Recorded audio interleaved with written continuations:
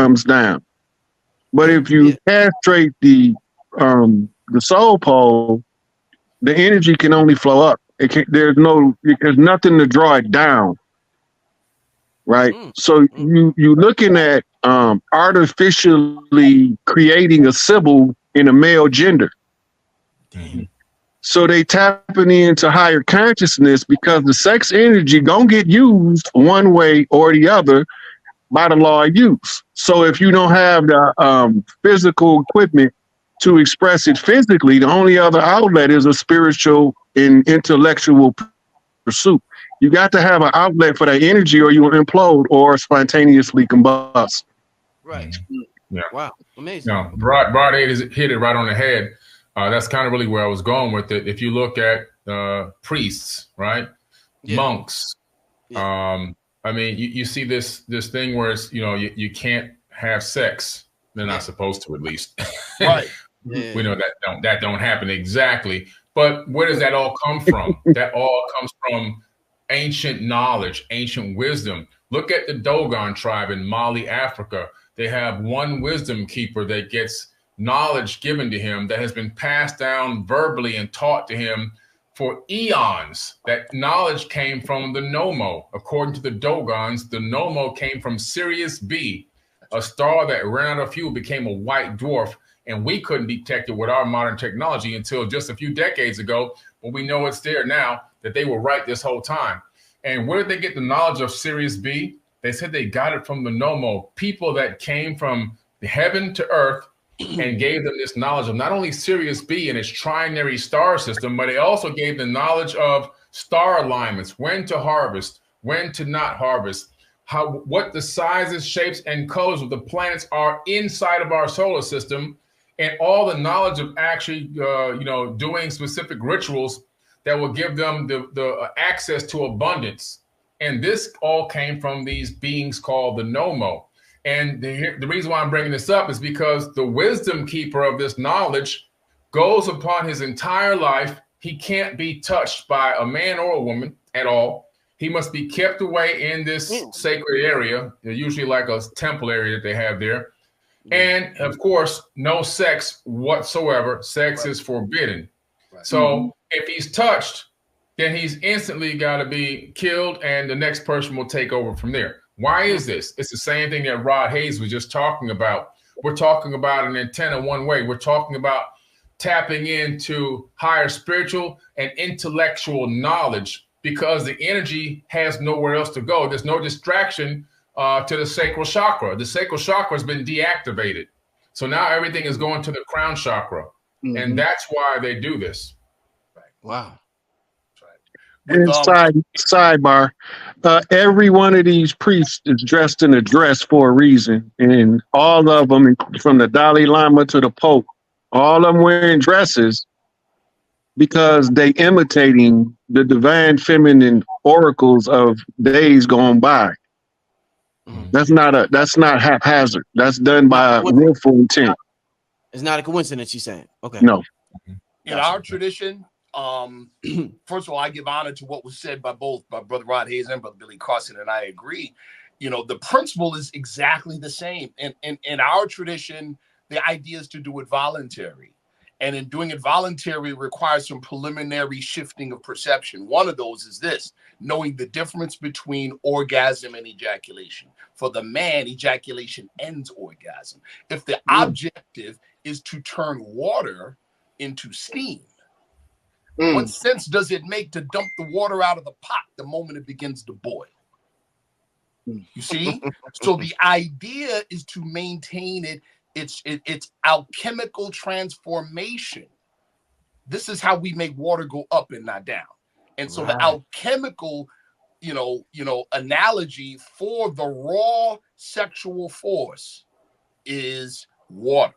And the idea is to return water to its source, for water to go up. That is what is talked about when Jesus said, just as Moses raised the serpent in the wilderness, so shall the Son of Man be raised. Right. That's what that's speaking to. Okay. The Taoists call it learning to fly without wings, or learning to go to heaven without wings. But now we want to do it voluntarily without chopping, Yeah. chopping, yeah, right? yeah. But now that's called dual cultivation. What is the danger? You have the temptation. See, Facts. you have the temptation, right? So there's pros and cons. The pros are accelerated, purposeful, accelerated evolution within a single incarnation. Right. The downside is there's the temptation to plunge yourself into hell. You see what I'm saying? Which is the root chakra. Yep. Correct. Excellent. Well, well, from my perspective, well, your sexual energy is connected to your magnetism.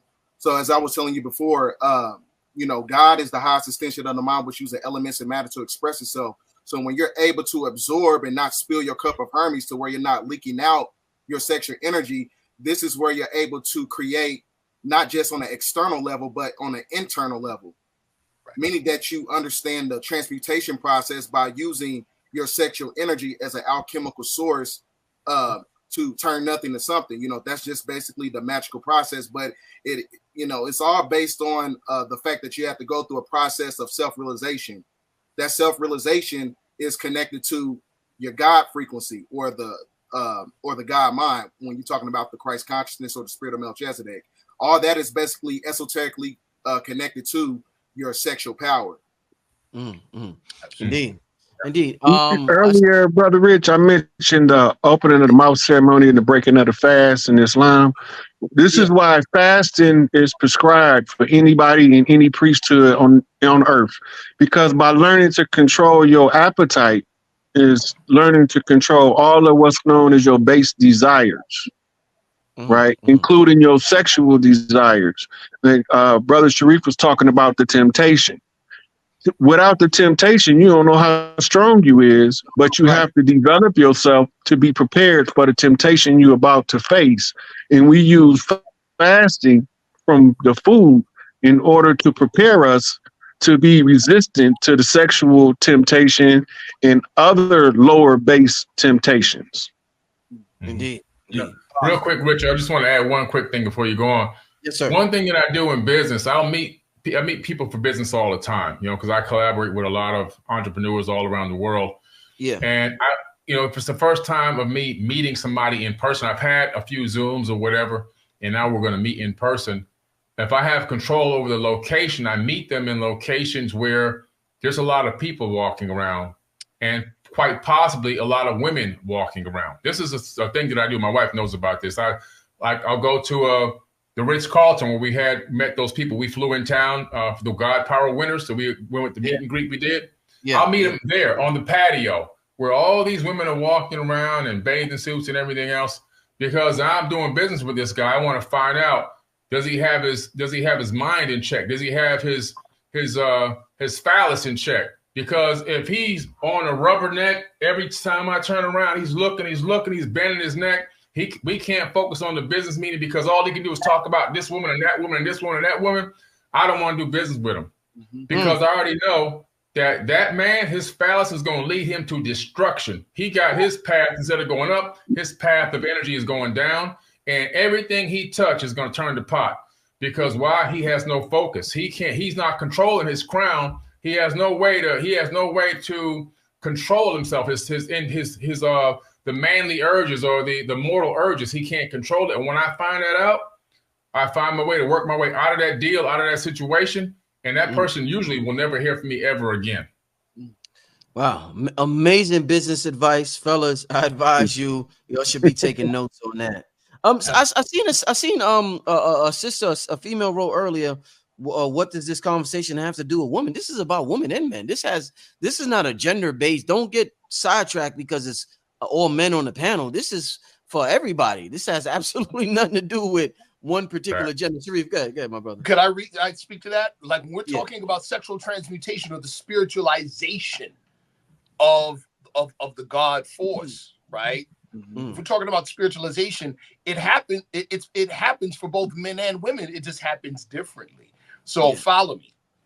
The average male, the average man, right, in a single ejaculation, anywhere up to 700 million sperm cells. So we're talking one ejaculation. If each sperm cell fertilized an egg, one ejaculation could repopulate the entire United States. Shit. That's a lot of power. But here's the thing. Yeah. The positive to that is that we can choose to lose it at will. Women, their loss is regulated every 28 days. But what's the positive on that end? The positive is they don't lose their energetic battery during sexual activity. Facts.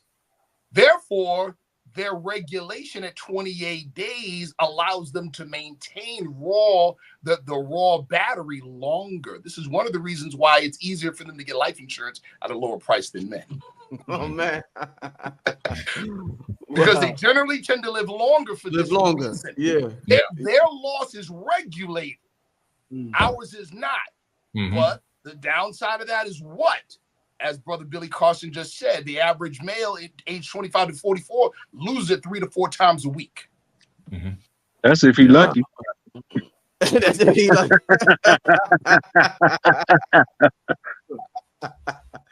Oh man, what a fun, what a great conversation, y'all. Let me Look, sex has been the fall of many a great men. Yeah. Facts. Let me since we're talking about, where, we understand we're antennas, we understand that we could call it Earth rovers. There's so many names. Bruce Lipton likes to say we are television sets. The body is a television set, and we are the TV program that's just being played through the television set.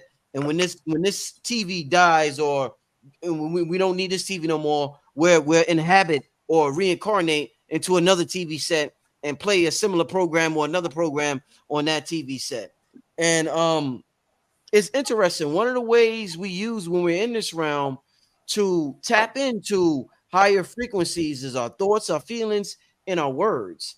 I've heard from so many brothers and sisters in the spiritual community how spiritual the Hebrew language is. I always hear about the Hebrew language. It's a fire language. It's a star language. It's similar to the constellations in the sky. I hear all types of stuff about how spiritual the Hebrew language is. What I notice, what they do in Hebrew is that they read in reverse. They read from right to left. We go from left to right. They go from right to left. So this is the question I want to have. I did something and I want to get your opinion on it. We're scientists. We're exploring. We're learning. We're not just studying. We're learning on the spot. So check this out. I hope y'all can hear this. This is a recording. Okay. I bought it, but by the way, I bought this gift. This gift I bought for my subconscious mind, my higher self.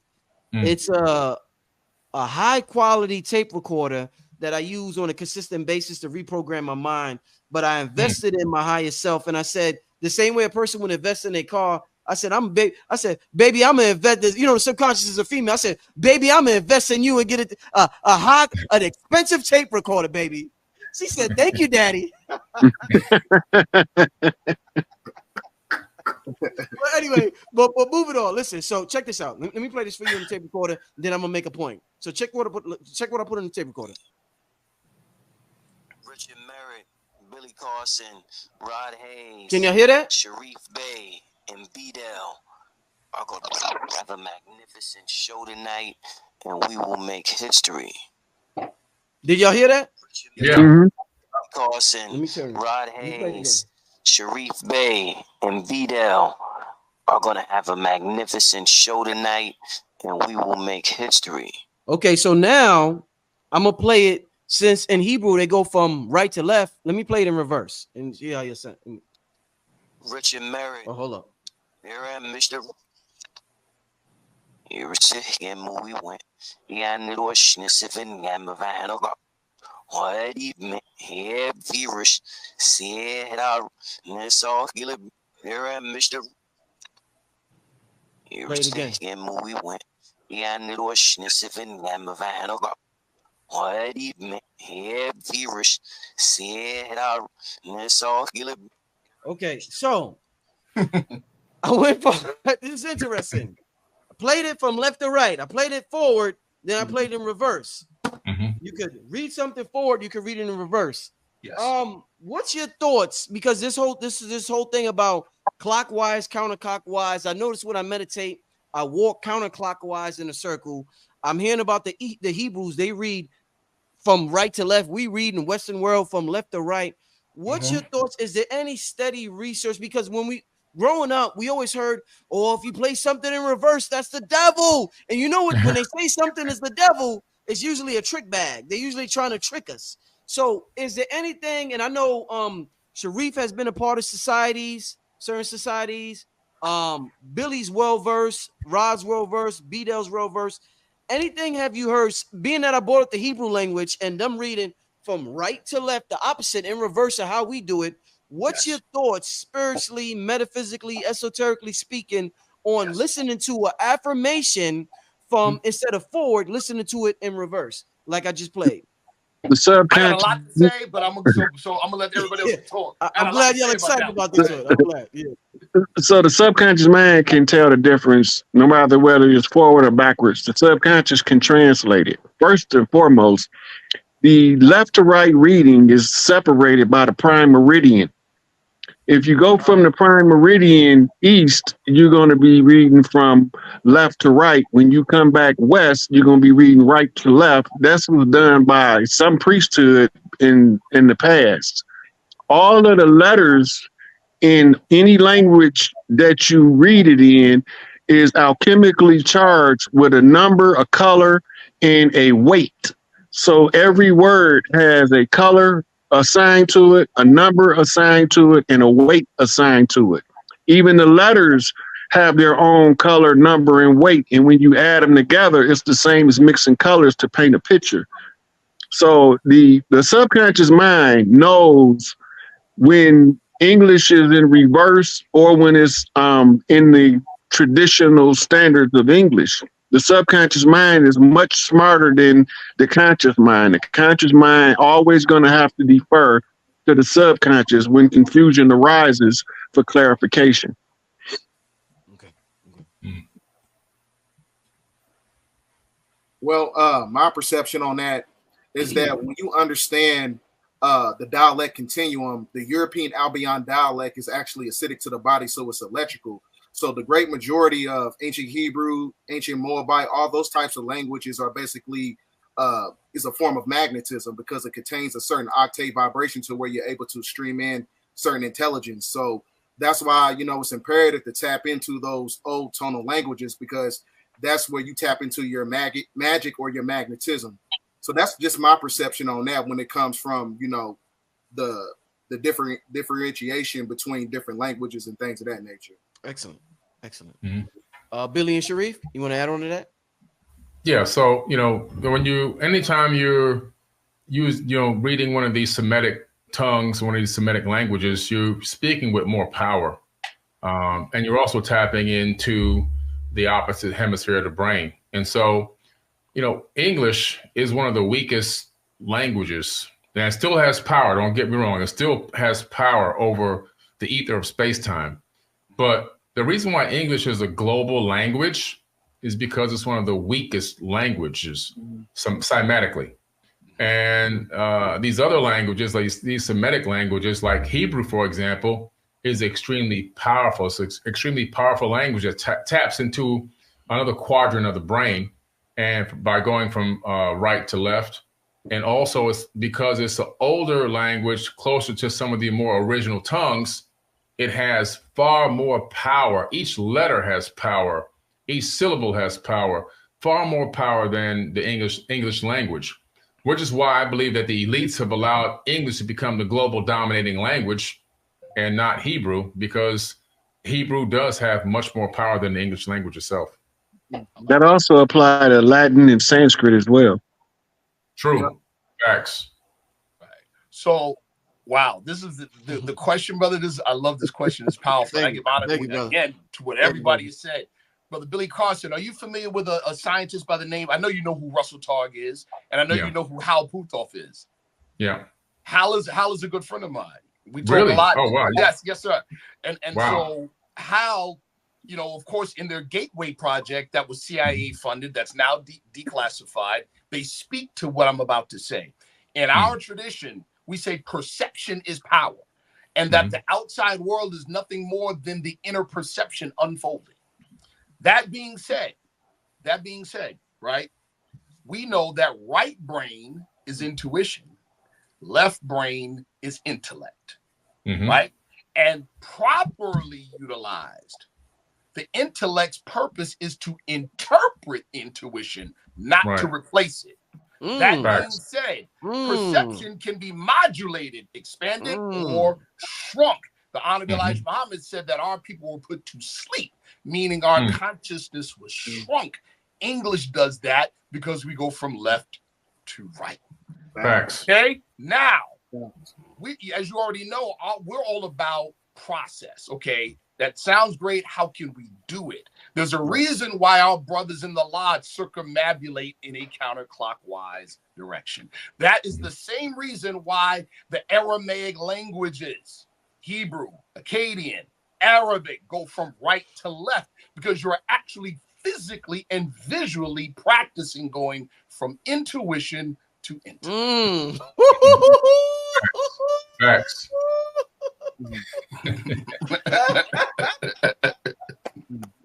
What a way to end that question. Y'all heard? Did y'all hear the well-rounded? Do y'all listen? Oh my God!